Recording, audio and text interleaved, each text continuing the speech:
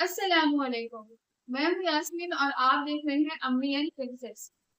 आज की वीडियो उन सभी मॉम्स के लिए है जिन्होंने अभी अभी एक नई रोशनी का इस्तकबाल किया है। अल्लाह ताला का शुक्र है कि उन्होंने तीसरी बार मुझे एक बेटी की माँ बनाया और वो 1.5 महीने की हो गई है।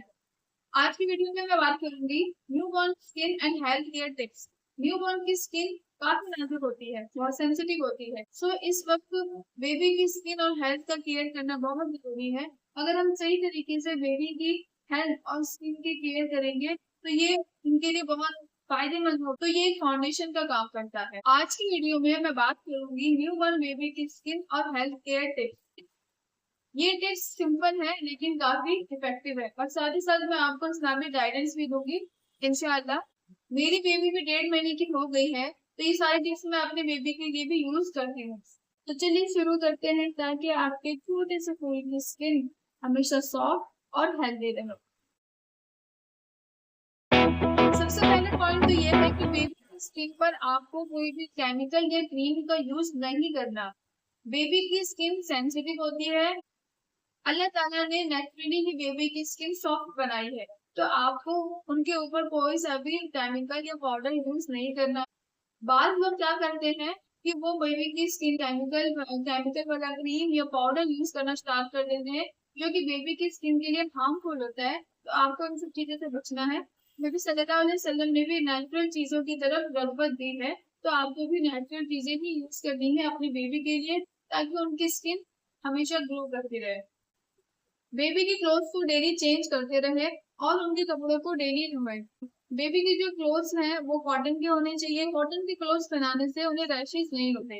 अगर घर का कोई फैमिली मेंबर उन्हें गोद में लेना चाहता है, क्योंकि बेबी इतना क्यूट होता है, वो बेबी को बार बार गोद में लेना चाहता ही है, तो आपको इस बात का ख्याल रखना है कि उनके हाथ धुले हुए हो। इससे बच्चे इन्फेक्शन से बचे रहते। ये छोटी छोटी आदतें बच्चों की हेल्थ को खराब होने नहीं देती। तो मैं भी इस बात का ध्यान रखती हूँ, जब मेरे बच्चे स्कूल से आते हैं तो उनका मन करता है कि हम फौरन बाबू को गोदी में ले लें। बट मैं उन्हें बोलती हूँ, नहीं बाबू, पहले आप हाथ धोकर आइए, देन आप बेबी को टच कर।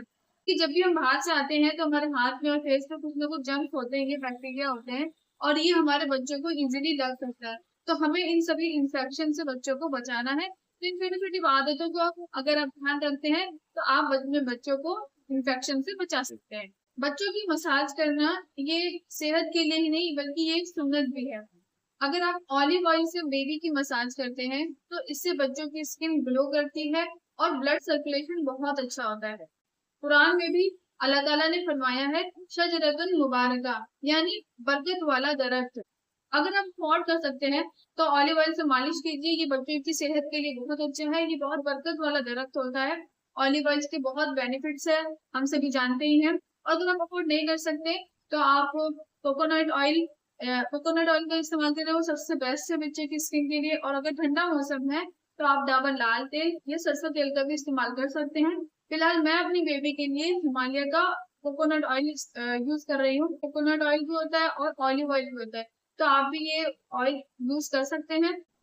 बट एक बात का आपको ख्याल रखना है कि बेबी की स्किन इस टाइम बहुत सेंसिटिव होती है और उनकी जो बोन्स होती है वो अभी पूरी तरीके से मेच्योर नहीं होती, तो आपको जेंटल मसाज करना है अपनी बेबी के ऊपर।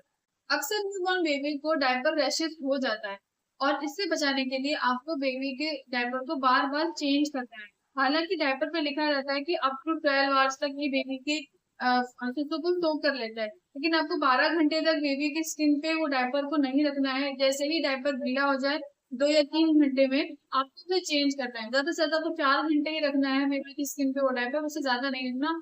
और अगर 4 घंटे से पहले ही बेबी आपको लग रहा है कि बेबी बहुत गीला हो चुका है डायपर, तो आप उसको फौरन चेंज कीजिए। चेंज करने के बाद जब आप नेक्स्ट डायपर पहनाएंगे तो उस जगह को आपको जेंटली ड्राई कर देना है और तब आपको नेक्स्ट डायपर पहनना है। कभी कभी बेबी को डायपर फ्री टाइम भी दे ताकि स्किन जो है वो ब्रीथ कर सके। आपको टोटल 24 आवर्स तक बेबी को डायपर नहीं पहनाना।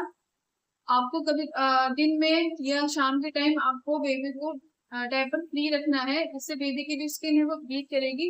और कोशिश कीजिए कि बेबी को ज्यादा से ज्यादा डायपर फ्री टाइम दे, क्योंकि डायपर भी हमेशा अच्छे नहीं होते, लेकिन न्यू बॉर्न को आपको बनाना ही होगा क्योंकि स्टार्टिंग में न्यू बॉर्न को डायपर की ज्यादा जरूरत होती है, क्योंकि वो दिन भर में 7 से 8 बार तो पी करते ही है। तो आपको डायपर का यूज करना है, बट आपको कॉशन से रखने हैं।